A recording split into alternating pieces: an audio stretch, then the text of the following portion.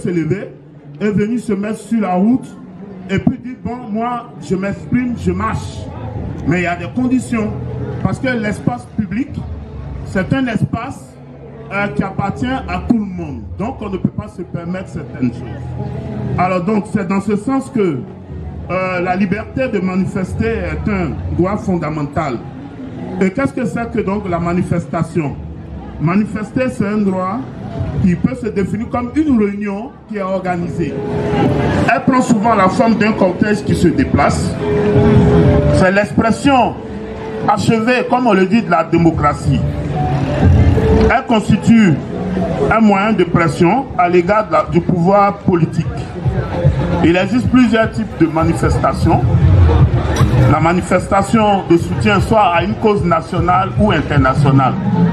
Quand la cause est bonne, on peut, peut-être en Côte d'Ivoire ici, on peut dire, bon, nous on se met ensemble parce que l'idée est bonne et on se met ensemble, on manifeste et on soutient. C'est une forme de manifestation. La deuxième, il y a une manifestation des travailleurs qui est organisée soit par des syndicats.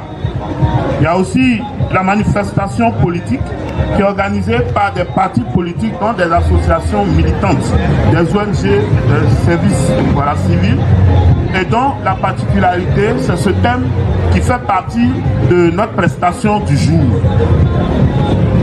Alors donc, cependant, les manifestations traduisent donc l'expression des libertés dans un espace de droit. Parce que l'espace public, c'est un espace de droit. Cela demande, pour la bonne réussite de cette manifestation, de passer par une bonne organisation. Alors donc, de telles manifestations doivent nécessairement impliquer des responsabilités. Il y a des organisateurs, dont le leader, qui est donc un meneur, quelqu'un qui a la bonne vision, qui va conduire les manifestants. Alors donc, il faut pour cela distinguer les leaders simples manifestants des partis politiques et puis des ONG.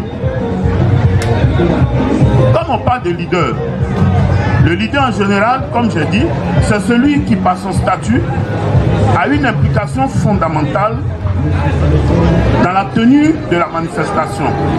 Donc, s'il y a une manifestation, il faut qu'il y ait un guide, il faut qu'il y ait quelqu'un pour conduire la manifestation. Alors donc, merci bien. Donc, le leader politique est la personne qui prend la plupart des initiatives dans un parti politique et mène les autres du groupe, les autres membres du groupe. Celui qui détient le commandement. Sa responsabilité est donc accrue dans l'exercice des manifestations. Alors, qu'est-ce que c'est que la responsabilité dont parle le thème? La responsabilité, comme on le dit, tout le monde est responsable, mais la responsabilité, c'est la capacité à assumer ses actes. Donc, de façon juridique, comme il s'agit du droit, c'est la capacité qu'a un être humain de répondre devant ses actes. Donc ça veut dire quoi? Ça veut dire que quand la manifestation, que l'on verra dans la suite du sujet, dans le développé, quand il y a un souci, c'est au responsable, c'est-à-dire c'est le leader à qui on s'adresse. Donc, comment un leader politique, lors d'une manifestation de rue, engage sa responsabilité? Donc, la responsabilité, nous le verrons lorsque le leader politique engage d'une part sa responsabilité au plan pénal et au plan civil. Parce que lorsque des leaders qui conduisent la marche, la manifestation, il faut bien qu'il y ait une tenue. Mais lorsque la manifestation prend du coup une autre tenue, alors cette manifestation peut virer au vinaigre. Il y a des dérapages, il peut avoir des problèmes sérieux et autres. Alors, il faut sanctionner. Mais pour sanctionner, on ne peut pas se permettre de sanctionner comme ça. On se demande à quel niveau donc de responsabilité le leader est-il engagé. Alors donc, il faut dire de façon simple qu'en matière civile, le principe est que tout fait quelconque de l'homme qui cause à autrui un dommage oblige celui par la faute duquel il est arrivé à assumer. Ça veut dire simplement que c'est vrai, il y a un leader, il y a des manifestants qui marchent. Bon, il n'y a pas eu un bon encadrement. Il y a un problème. Et cette manifestation a entraîné à dégénérer. Alors le premier responsable qu'on voit, comme c'est les organisateurs que nous voyons, la difficulté pose un souci. Et donc, comme c'est pas la faute de la manifestation que c'est arrivé, on s'attaque du coup au leader. Je veux aussi saluer et donc, les femmes dynamiques. Cette phase-là oblige la loi à prendre des responsabilités. Il peut y avoir, par exemple, la destruction au cours de cette manifestation, s'il y a eu la destruction des biens d'autrui, ou bien la destruction des biens personnels et autres. Alors, la loi condamne le leader à des fins de réparation, sinon mieux les organisateurs à des fins de manifestation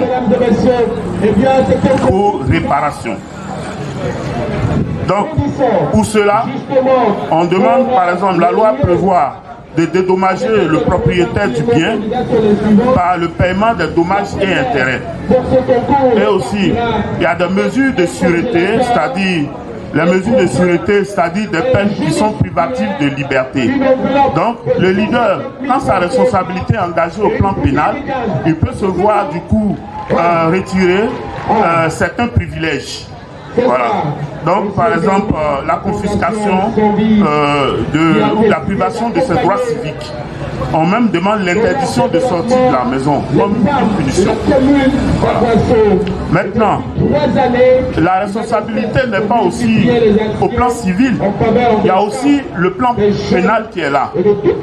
Donc quand on parle de pénal, vous voyez en termes de pénal, quand on parle de pénal, que c'est le fait d'enfreindre à la loi. Donc, la responsabilité du leader est engagée en cas de commission d'infraction. Voilà ce que la loi dit. La loi dit, par exemple, pour organiser les manifestations, comme le régime, c'est-à-dire la loi ivoirienne, en matière de manifestation et autres, demande seulement juste une déclaration. La déclaration, c'est-à-dire, on va informer les autorités compétentes. On informe par exemple la préfecture de police pour les encadrements, pour éviter les débordements. Donc, quand, dans ce cas, cette infraction est réalisée, parce que les organisateurs n'ont pas pris la peine, par exemple, d'informer les autorités qu'il faut, 3 jours avant l'organisation. Elles doivent même, au mieux, les organisateurs aller dessiner, tracer, vous voyez, les noms des personnes qui doivent effectuer cette manifestation des jours avant. Mais quand ce n'est pas respecté, c'est là qu'on parle de la non-déclaration qui est constituée par le pénal, c'est-à-dire par la loi, comme un dysfonctionnement, un écart. Et cet écart est donc sanctionné. Bon, la sanction, c'est un emprisonnement de 3 ans, et puis on le condamne, ou on les condamne à des fins de paiement de 500 000 à 5 millions de francs CFA. Comme source, vous pouvez aller voir le code pénal, vérifier à l'article 198 et 199. Ensuite, il y a le cas où, quand même qu'il a fait la déclaration, il ne déclare pas entièrement tout ce qu'il doit faire. Donc la déclaration devient donc incomplète. Il ne dit pas par exemple l'itinéraire qu'il doit prendre, il dit juste que peut-être il est venu pour juste faire une manifestation, donc il décidera juste l'itinéraire, il dit, donne son itinéraire et ça s'arrête là. Or, sur le terrain, on constate que c'est autre chose. Donc cependant, cette déclaration qui est incomplète ou inexacte, de nature à tromper sur les conditions de manifestation, sont donc punies et donc sanctionnées de 1 mois à 6 mois d'emprisonnement en ce qui concerne les organisateurs dont le leader. Et il est condamné à une amende de 100 000 à 1 million de francs CFA. Il y a aussi les troubles à l'ordre public. Il y a la destruction des biens, comme j'avais dit, destruction des biens d'autrui, qui sont des biens publics ou des biens privés. En termes de biens publics, c'est un acquis par l'État, c'est un bien de l'État. Alors que le bien privé, c'est une chose matérielle qui est manifestée et qui est la propriété d'un individu ou bien d'une personne morale.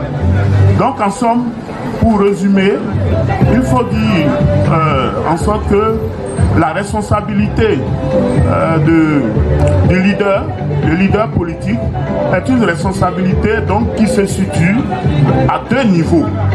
Donc il y a la responsabilité pénale et il y a la responsabilité civile.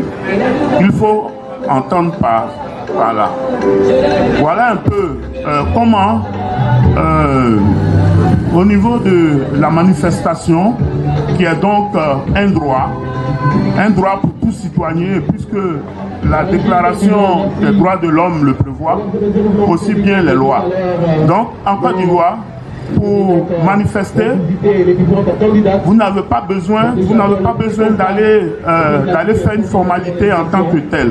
Vous partez seulement, les autorités, le ministère de l'Intérieur, juste faire une déclaration.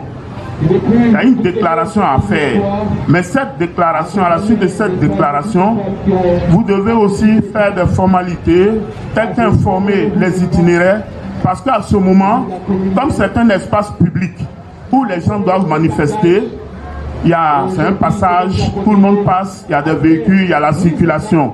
Pour que les autorités aussi prennent des dispositions pour ne pas empêcher, ou bien même si les autorités doivent empêcher la circulation en ce jour, il faut bel et bien que les autorités soient informées.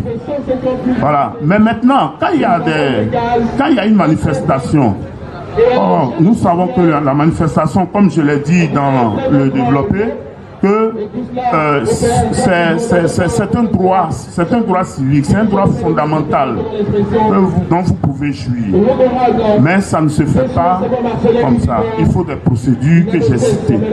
Donc en cas de non-déclaration, c'est un dysfonctionnement, c'est un manquement à la loi. En cas de déclaration incomplète, c'est aussi un écart à la loi. Maintenant, par le fait aussi des organisateurs qui a des troubles à l'ordre public, alors c'est aussi une infraction que la loi sanctionne à des fins de réparation au plan civil, ou bien s'il y a des édifices qui sont touchés, ou bien s'il y a des blessures, il y a des casses, il y a des dérapages, il y a des dérapages, alors la loi sanctionne aussi au plan pénal. Donc la responsabilité du leader politique se situe à 2 niveaux. Donc la responsabilité civile et la responsabilité pénale. Voici le sujet sur lequel je voulais vous entretenir. Donc je vous remercie pour votre patience et pour votre écoute. Merci. Alors, je vais encore reprendre son thème qu'il a développé, si vous avez bien compris. C'est que le responsable politique, quand les gens sont dans ce bloqué, qu'est-ce qu'il doit faire? Je pense que c'est ce qu'il a expliqué. L'ONG fait bien de rappeler à chaque fois qu'il faut avoir de la tolérance. Et donc, ce thème sera développé par le père Rémi Augustin Viquet de la paroisse Saint-Pierre de Boulois, que je demande à acclamer très très très fort. Chers conférenciers, vous avez la parole. Merci.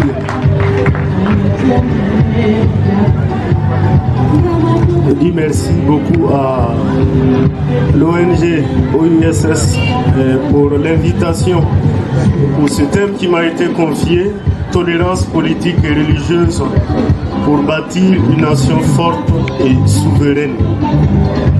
Et je voudrais dans mon intervention commencer d'abord par donner un certain nombre de définitions à quelques mots qui peuvent nous aider à mieux comprendre le thème.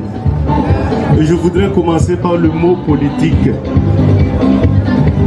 Le mot politique a deux sens. Il y a le politique et il y a la politique. Le politique, ce sont les conditions du vivre ensemble. Et je dirais par exemple les lois que nous nous fixons, les règles de vie en société. Tout cela fait partie du politique. La politique, cependant, ce sont les stratégies de la conquête et de l'exercice du pouvoir. Les stratégies de la conquête et de l'exercice du pouvoir. Donc, tous les opposent. La politique, c'est l'affaire des stratégies collectives ou des tactiques individuelles. On pourrait parler de l'empire des eux. On dit souvent, on entend quelqu'un dire le pays, c'est pour eux. On va faire comment? C'est pour eux. C'est eux qui décident. Et effectivement, ils ont tout ce qu'il faut pour régner, pour commander en maître. Ou le royaume du jeu. Et le jeu ici peut être un jeu collectif. Et bien sûr, ça nous fait penser inéluctablement aux partis politiques et autres. Le politique, c'est l'affirmation de l'existence d'un nous. Nous, le peuple. Et au-delà des communautés familiales, régionales, religieuses, et au-delà des identités de genre et d'origine, et en deçà de la communauté humaine en général. Alors, il faut dire que le politique s'intéresse au bien commun et travaille pour le bien-être de tous et œuvre en sorte que chacun se sente chez soi. Et cela est très important. Le politique dit et doit dire, malgré tout ce qui nous sépare et nous divise, nous sommes un. Et donc, on se rappelle que même si nous ne sommes pas du même parti politique, par exemple, même si nous ne sommes pas de la même ethnie, même si nous ne sommes pas du même origine, lui il est sudiste, moi je suis nordiste, on a quelque chose qui nous unit, c'est la nation. Et on tient, et tout ce que nous faisons va dans le sens de la protection et de la préservation du bien commun. Cependant, la politique dit et doit dire que malgré ce qui nous unit, voici ce qui nous sépare, voilà ce qui doit nous diviser. Et donc, en ce moment, même si on est du même pays, même si on est de la même ethnie, de la même religion, et je dirais même de la même famille biologique, voilà ce qui nous divise. Parce que toi tu es de tel bord, moi je suis de tel autre bord. Et donc on ne peut jamais s'entendre, on ne peut jamais se comprendre.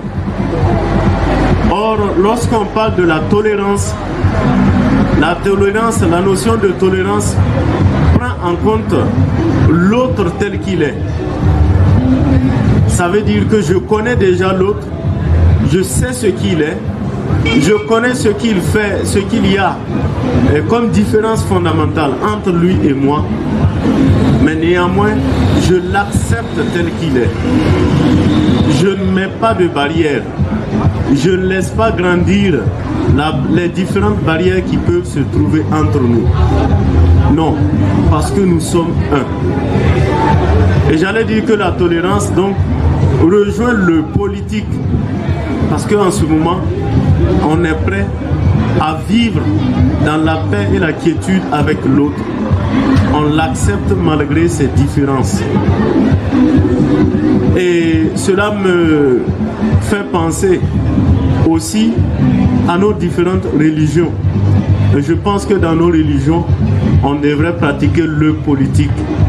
Savoir que le musulman, que le chrétien, catholique ou pas, et tous, nous avons un seul but. On cherche un seul Dieu. Même si nos doctrines diffèrent, même si ce qui fait la base de chaque religion diffère de l'autre, on est prêt à s'accepter, accepter l'autre tel qu'il est. En réalité, il arrive souvent même que nos fidèles, chrétiens ou musulmans, ne soient même pas les bons pratiquants des préceptes qui leur sont enseignés, de la doctrine qui leur est enseignée. Justement, c'est pourquoi il peut arriver qu'un musulman vive en bon chrétien plus qu'un chrétien baptisé, confirmé. Il peut arriver justement aussi qu'un bon chrétien, vive en bon musulman mieux que le musulman qui va toujours à la mosquée et qui écoute les prêches de l'imam, pour ne citer que cela. Alors quand on est un bon chrétien, on pourrait être aussi un bon musulman et vice versa. Et donc finalement, les différences liées aux doctrines et autres ne devraient pas nous diviser. Au contraire, ça devrait nous rassembler parce que nous avons un seul but. On cherche tous Dieu. Et donc au moins sur ce plan, on devrait s'entendre, accepter l'autre avec sa religion et permettre à l'autre de pratiquer sa religion comme il le faut. La liberté religieuse. Et donc tout cela rentre dans le cadre de la tolérance. L'autre, je sais très bien ce qu'il est. Je sais ce qui est enseigné chez lui dans son lieu de culte. Voilà. Mais je l'accepte tel qu'il est. Et donc tout cela va nous permettre de promouvoir le vivre ensemble, de travailler en sorte que notre vivre ensemble puisse être toujours pacifique et que chacun soit toujours épanoui. Et donc la tolérance politique, la tolérance religieuse constitue le ciment d'une bonne cohésion sociale, d'un vivre ensemble pacifique. Et tant qu'on n'est pas prêt à accepter l'autre, à tolérer l'autre dans ce qu'il est, à l'accepter dans notre vie comme ce qu'il est, ça sera difficile. Parce que finalement, même dans la même famille, on peut se retrouver avec plusieurs partis politiques, plusieurs bords. Chacun prêche pour son église, comme on le dit. Et si on ne fait pas attention, même la famille, la cellule familiale peut être divisée à cause de cela. Parce qu'on n'est pas prêt à accepter l'autre tel qu'il est. Et je voudrais donc inviter tout le monde, et en l'occurrence les chrétiens, à faire la politique. Nous devons faire la politique. Si nous ne faisons pas la politique, c'est la politique qui nous fera. Donc, et ça n'a rien de contraire à la vie du chrétien. Ça n'a rien de diabolique, comme souvent on veut le faire penser. Non, la politique c'est une mauvaise chose. Et on ne doit pas s'en mêler. On ne doit pas s'y mettre. On ne doit pas s'engager. Non, c'est faux. Le chrétien catholique, en l'occurrence, est appelé à faire la politique et doit faire la politique. Il doit œuvrer pour une société paisible là où il est dans son milieu. Et c'est pourquoi l'Église catholique est à son niveau, c'est ce que je maîtrise le mieux, incite les citoyens chrétiens catholiques à prendre une part active à la vie politique Voilà. De là où ils sont, du haut de leur position. Et la doctrine de l'Église a rassemblé, j'en ai dit 4 étapes jusqu'où le chrétien peut aller dans l'exercice de la politique. Et le premier niveau, la première étape est qu'il faut savoir que le chrétien est avant tout un citoyen, comme tous les autres citoyens du pays. Et donc, le premier niveau, la première étape, consiste à prendre part. Par exemple, quand il y a des élections, il est tenu d'aller voter aussi, d'aller donner sa voix pour élire l'homme ou la femme qu'il trouve, qu'il pense est capable de gérer pacifiquement la cité. Et à ce niveau, il ne suffit pas d'aller voter seulement. Le chrétien est appelé à prier, bien sûr, pour les hommes politiques. Il arrive souvent que quelqu'un dise que je ne prie pas pour ceux-là. Non, c'est faux. Il faut prier pour eux. Il dit, mais on prie pour eux, ils ne changent pas. Oui, mais heureusement qu'on prie. Imaginez un instant si on ne priait pas, ce que ça allait être. Donc au moins, ils méritent qu'on prie pour eux. Et quand c'est le temps des élections et autres, on est appelé à sortir pour aller voter. Ça, c'est le premier niveau. Le second niveau concerne, et au-delà du vote que je vais faire, les chrétiens peuvent construire des centres de recherche pour éclairer leurs frères et sœurs dans la vie politique. Parce que justement, beaucoup de nos frères et sœurs sont dans l'ignorance, ne comprennent pas très bien le bien fondé de la politique et se l'étirent. Et donc c'est pourquoi, étant chrétien catholique, si j'ai les moyens et si j'ai fait des études allant dans ce sens, je peux construire des centres de recherche qui peuvent amener les gens, éclairer davantage les gens, mes frères et sœurs, sur la vie politique. Sur la vie politique. Et en ce moment, beaucoup d'autres groupes.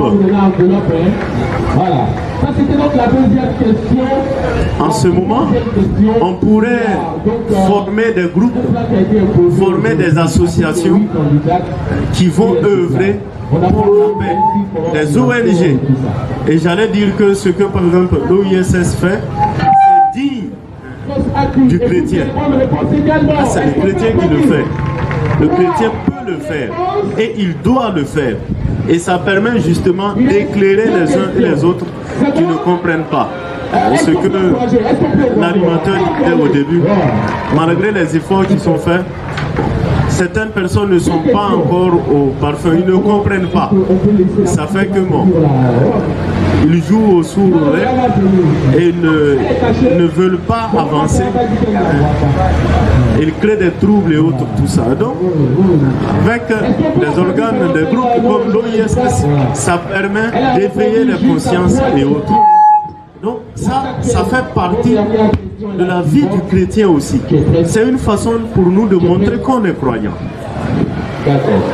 Inciter à la paix, cultiver la paix. Et ça passe par des actions concrètes comme celles que pose l'OISS à travers les différentes villes où ils sont déjà passés. La troisième étape, ou le troisième niveau si vous voulez, et permet aux chrétiens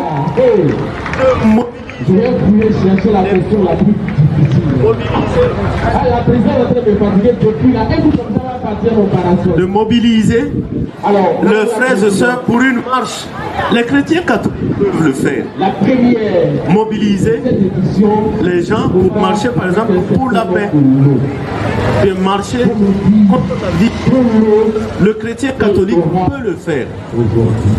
Et ce que j'ai dû citer, le premier, le deuxième et ce troisième niveau-là, il faut dire que même le prêtre peut le faire. Le prêtre doit le faire. Et l'exemple typique qu'on pourrait citer en ce moment, c'est l'exemple du Congo. Le Congo, lors des difficultés qu'ils ont connues récemment, vis-à-vis à cause des élections et autres, on a vu des évêques qui étaient devant la foule. Les évêques, les prêtres, les curés sont sortis et ça a très bien marché. Ils ont tellement bien fait la chose qu'il n'y a pas eu de casse. Non, pas pour sortir quelque chose, non. Mais c'est comprendre que c'est dans le droit de sortir pour marcher, pour dénoncer quelque chose qui ne va pas. Quand ça ne va pas, même le prêtre peut inciter ses fidèles à sortir pour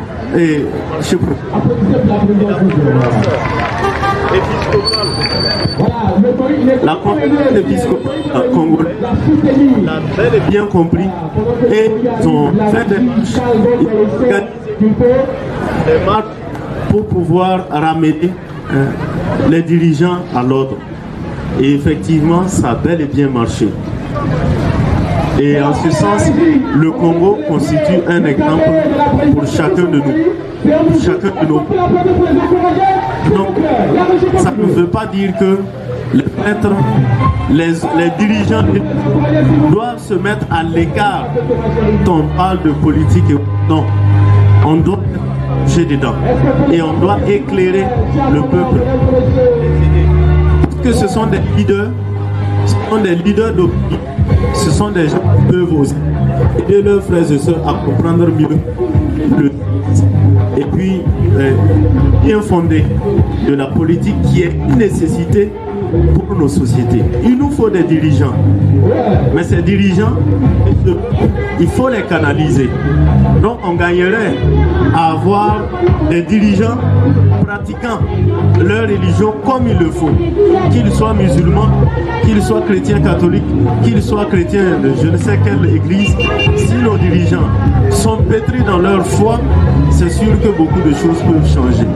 Et ça c'est très important et on doit prier pour eux. La dernière étape concerne la magistrature suprême. Là, ce dernier niveau-là, le prêtre ne peut pas arriver là-bas. Il n'est pas conseillé qu'un prêtre ou un évêque brigue la magistrature suprême. Non. À ce niveau, l'Église le défend. Et dans l'histoire, il y a eu des prêtres qui sont... Dans l'histoire, il y a eu des prêtres qui sont parvenus à la magistrature suprême. Malheureusement, c'était de mauvais exemples. Ça n'a pas donné. On se dit non, peut-être c'est un prêtre et autres, tout ça. Normalement, ça doit marcher. Bon. Généralement, en tout cas, tous ceux qui ont eu à le faire, ils ont échoué. Il y a beaucoup d'exemples. Je me garde de citer les noms. Mais si on va se chercher, on en trouvera. Donc, le prêtre n'est pas fait pour briguer la magistrature suprême. Mais le fidèle chrétien catholique, si, il peut briguer la magistrature suprême. Il peut aller jusqu'à cette dernière étape-là. Et justement, le chrétien catholique qui se retrouve à un poste stratégique comme maire, comme député, comme président de la République, il doit se rappeler toujours qu'il est chrétien. Et donc, faire de la Bible la parole de Dieu, je dirais, sa lampe, qui doit l'éclairer dans la gestion de la cité, de la chose publique. Et donc, la parole de Dieu en ce moment constitue sa lampe, sa boussole qui doit l'accompagner dans l'exercice de ce pouvoir-là. Et justement, c'est pourquoi l'Église ne va jamais cesser de rappeler que quand on dit le service de l'autorité, l'autorité c'est avant tout un service. Donc le ministre veut dire serviteur. Et donc le ministre chrétien catholique ne peut pas vivre comme le ministre, je ne sais pas, qui ne croit pas en Dieu. Non. Il doit se laisser guider par Dieu. Et ça, c'est faire de la politique. Et donc, ça, même sa foi catholique, le permet de le faire. Et s'il arrive, il parvient à la magistrature suprême, c'est toujours la parole de Dieu qui doit le guider. Et donc au finish, tous nous devons faire la politique. Mais dans ça, il faudrait qu'on apprenne à cultiver des valeurs comme la tolérance, la paix, qui est un comportement, une façon d'être, une manière de se rapporter aux uns aux autres. Et en réalité, celui qui respecte cela, il montre d'ailleurs qu'il est un bon chrétien et qu'il vit sa foi comme il le faut. Et tant qu'on n'est pas capable d'accepter l'autre dans sa différence tel qu'il est, nous ne pourrons jamais parvenir à cette nation forte et souveraine. Il faudrait qu'on apprenne à s'accepter mutuellement, à faire de nos différences des richesses qui vont nous permettre de construire. Donc, disons merci au Seigneur pour ce qu'il ne cesse de faire pour la nation ivoirienne. Mais c'est chaque jour que chaque habitant de la Côte d'Ivoire est appelé à accepter l'autre tel qu'il est et à vivre en sorte pour promouvoir la paix et la cohésion sociale pour une Côte d'Ivoire libre, souveraine, pour une Côte d'Ivoire pacifique. Donc, je m'arrête là et en disant merci encore à l'OISS pour ce qu'ils font. Sachez que ce geste que vous posez est capital et l'Église catholique vous soutient dans ce que vous faites. C'est une façon digne de vivre sa foi. Alors que Dieu vous soutienne, ne baissez pas les bras, continuez, même si votre œuvre, vos paroles semblent tomber dans les oreilles de sourds, il faut persévérer. Parce qu'il y a beaucoup encore à faire. L'exemple de Benoît hier le témoigne encore. Il faut que l'OISS persévère dans son action. Et nos humbles prières vous accompagnent. Beaucoup de courage à vous. Je vous remercie. Merci. On acclame très fort le Père Rémi Augustin pour son intervention. Il était avec nous à Diaké, il était avec nous à Yamé. Aujourd'hui à Maféré et à Poisson, il a toujours pointe là. C'est vrai que c'est son anniversaire. Et l'OISS, sachant que c'est un monsieur généreux, a pensé à lui. Nous avons appelé ici le président de l'OISS pour un présent qui donne à l'endroit du commandant Olivier que je demande à acclamer très fort. C'est son anniversaire aujourd'hui. Merci. Merci, président de l'ONG OISS qui fait beaucoup et qui sait. Voilà, voici le président avec les filles. Voilà, merci. On va remettre le président au voilà, le président au commandant. Voilà, qui vient vers vous. Et après cela, il y aura un théâtre de 5 minutes qui sera fait par nos frères, qui parle aussi de la paix. Et la paix n'est pas un mot, c'est un comportement. Et cela est très important. Dans tous nos actes que nous faisons, nous devons parler de la paix. Bon, maintenant c'est bon, il n'y a pas de voir l'eau. Et puis on va continuer. Ce matin, je vais aller chercher des ignans pour manger. Oh. Ah, aujourd'hui, le voisin a beaucoup travaillé. Il a nettoyé son champ. Aïe. Mais quelles sont ses manières? Comment se fait-il qu'il nettoie son champ et il entre dans mon champ? Il a même gaspillé, il a gâté mes ignans. Mais je vais aller le trouver.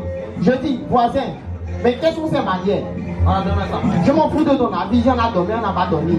Tu entres et tu gâtes mon champ. Et regarde même ce que tu as fait. Tu as gâté mes ignans. Qu'est-ce que je vais manger? Ah, voisin. Je pas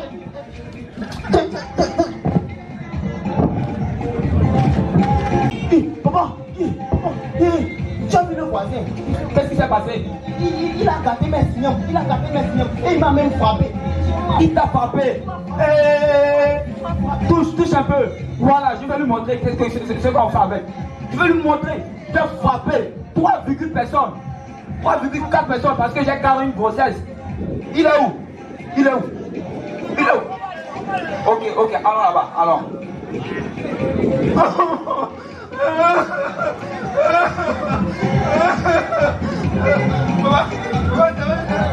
Eh bon, y'a quoi?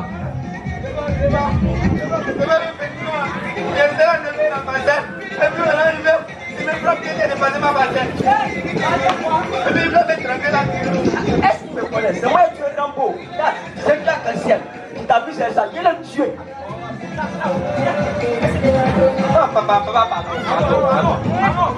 Allons, tu vas le montrer chez lui. Ils sont là. Que j'entende encore ta voix.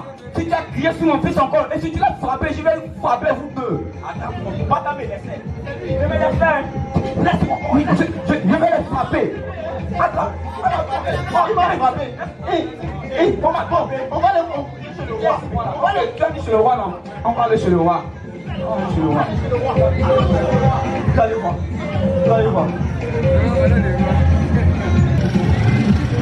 Le roi, bonjour. Longue vie à vous.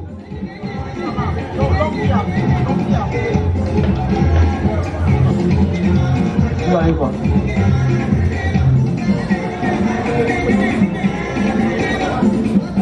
Bonjour mes chers enfants. Bonjour papa. Qu'est-ce qui vous amène ce matin? Hein? Ceux-là, ils sont pas bons. Quand ils sont quittés dans leur pays pour venir ici là, ils n'ont pas envoyé terre. Hein? Ils n'ont pas envoyé terre. Nous, notre petite parcelle qu'elle a, ils veulent forcément toucher tout. Justement, moi je suis parti, il a serré mon cou. Il a serré mon cou. Non, c'est tout. C'est pour ça qu'on les a envoyés ici. Il faut les chasser. On n'a pas parti.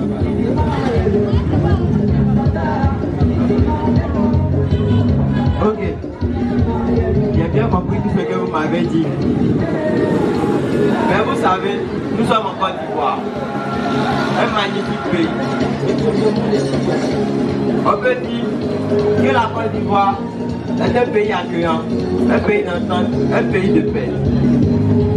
Ici en Afrique, on ne soucie pas des races, des ethnies ou du pays. Nous sommes tous amis, frères, nous sommes tous camarades. Bien vrai, vous avez eu un malentendu. Mais fermez les yeux sur ce qui s'est passé et faites la paix.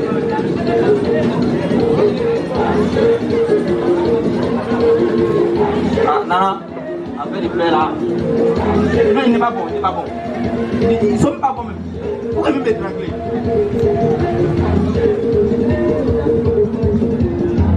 Coli, c'est beau. Oui, je demande pardon à la place. Pardonne, nous sommes en Côte d'Ivoire. Si tu ne les pardonnes pas, c'est qu'un frère et mari qui sont chez eux. Bon, papa, nous avons compris. L'affaire de champ, c'est peu aussi grave que ça. On peut partager le même champ. Comme nous sommes en Côte d'Ivoire, on va partager le même champ. Et vous savez, si on partage le même champ, on aura beaucoup de récoltes et beaucoup d'argent. Donc, nous sommes partants pour partager le même champ. Sur ce, saluez-vous en tant qu'un signe de paix.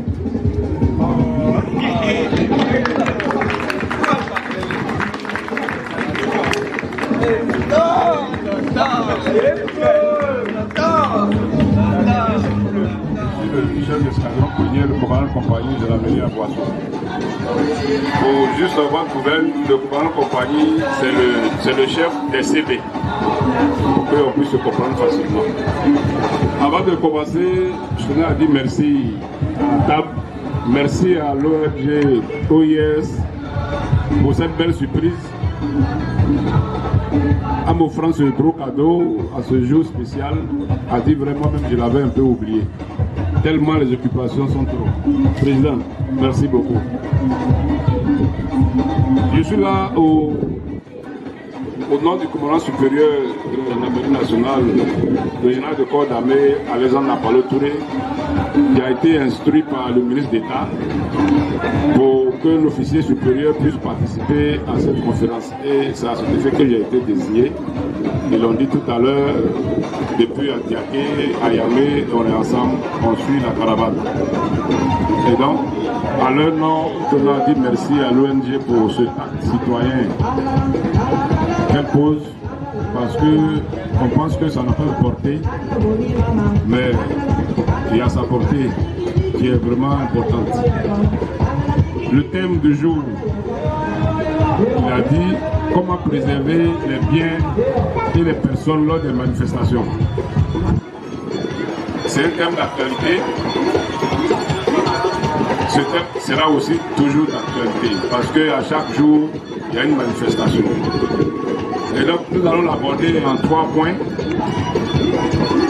D'abord, nous allons voir les mesures préventives. Ensuite, la mise en œuvre des réquisitions et véritablement expliquer un peu ce que chaque réquisition fait, ce que chaque réquisition permet aux forces de l'ordre d'agir sur le terrain. Nous disons qu'une manifestation de rue est un acte collectif. Cet acte collectif peut être en faveur ou en défaveur d'une situation, d'une opinion. Que cet acte soit en faveur ou en défaveur, ça devient une manifestation, ça devient du monde, ce qui fait que les opinions peuvent s'exprimer. Et ces manifestations font poser des actes par naturellement les individus qui viennent à ces manifestations qu'on appelle les manifestants. Souvent des actes violents, souvent des actes pacifiques, en tout cas de cause, les actes sont posés. Ces actes peuvent nuire à des biens et même à des personnes. Et pour ce matin, nous allons expliquer un peu comment est-ce qu'on peut prévenir ces actes négatifs sur le terrain, à l'occasion des manifestations bien entendu. Le droit de manifester, je pense bien que le juriste l'a dit avant de l'arrivée, c'est encadré par la Constitution, c'est un droit, on le dit.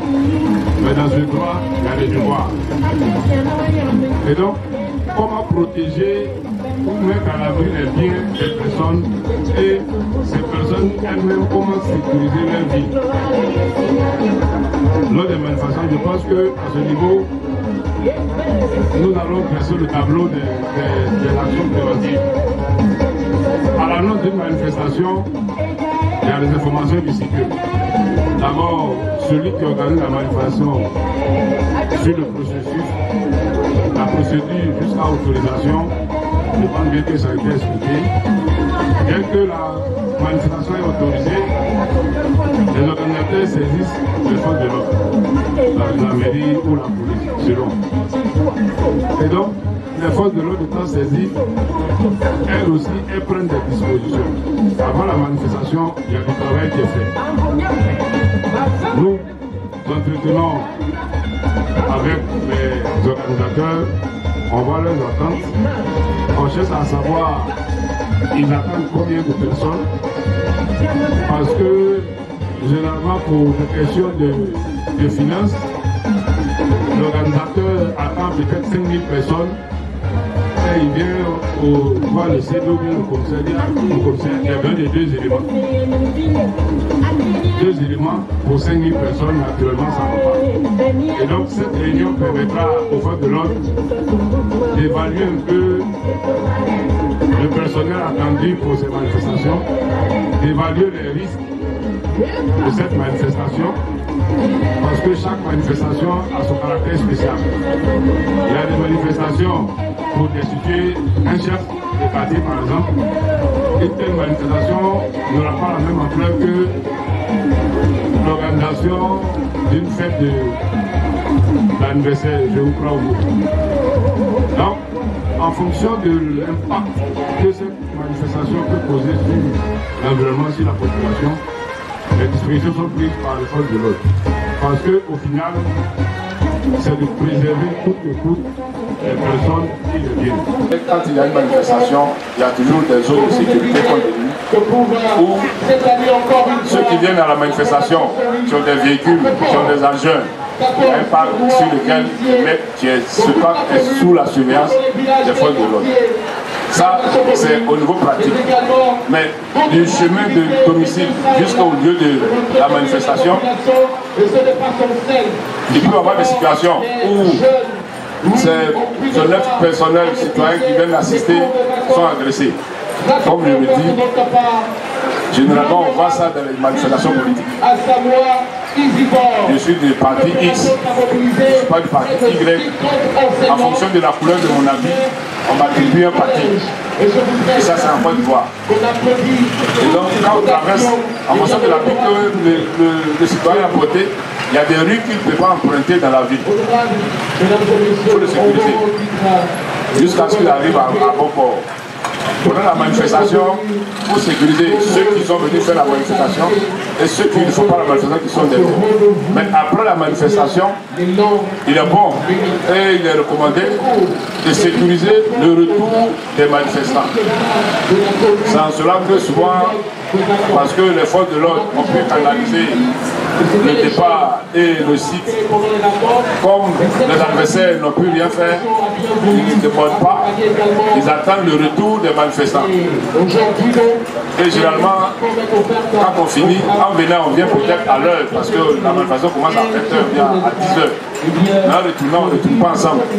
Il y a des gens à mi-chemin qui sortent des salles, il y a des gens qui vont jusqu'à la fin, il y en a qui prolongent même leur séjour. Et donc, il nous revient une fois de l'ordre de jalonner tous ces parcours pour pouvoir sécuriser les biens et les personnes qui ont participé à ces manifestations. Quand ces réquisitions sont données, comme je disais tantôt, la mise en œuvre des pommes. Le maintien de l'ordre qui vient s'imposer, qui a une défense, une mission de défense civile, je l'ai dit tantôt, appartient à l'autorité administrative, rentre en jeu.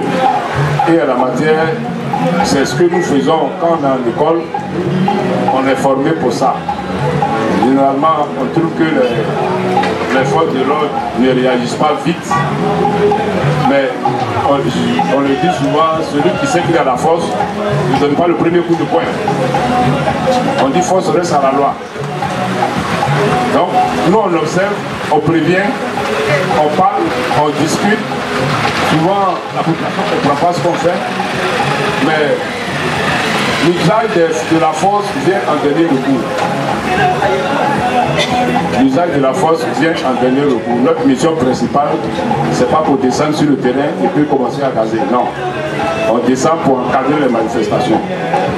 Maintenant, si la manifestation n'a pas été autorisée, parce que ça arrive, il y a des gens qui pensent qu'ils ont le droit de faire ce qu'ils veulent.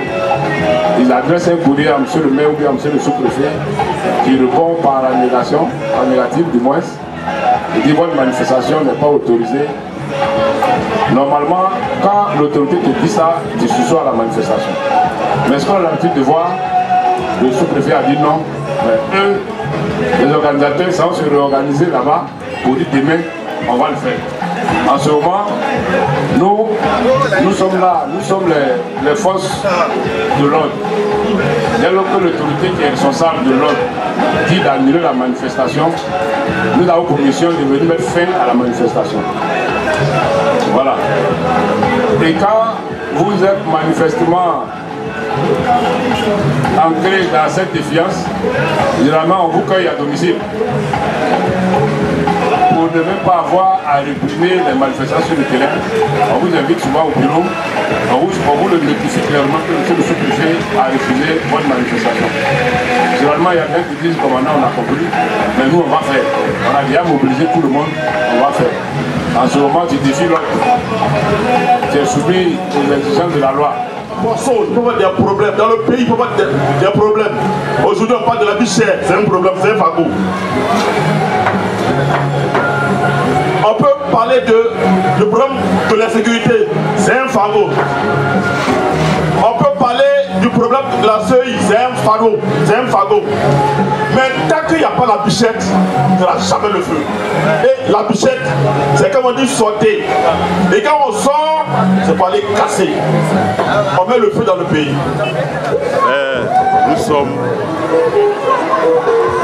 à une phase de sensibilisation, mais je pense que nous sommes à une phase de transformation des mentalités en Afrique, mais précisément en Côte d'Ivoire. Parce que souvent on se dit, non, on ne pourra jamais changer. Non, l'Église est venue, ça fait plus de 2000 ans. En Côte d'Ivoire, ça fait plus de 125 ans.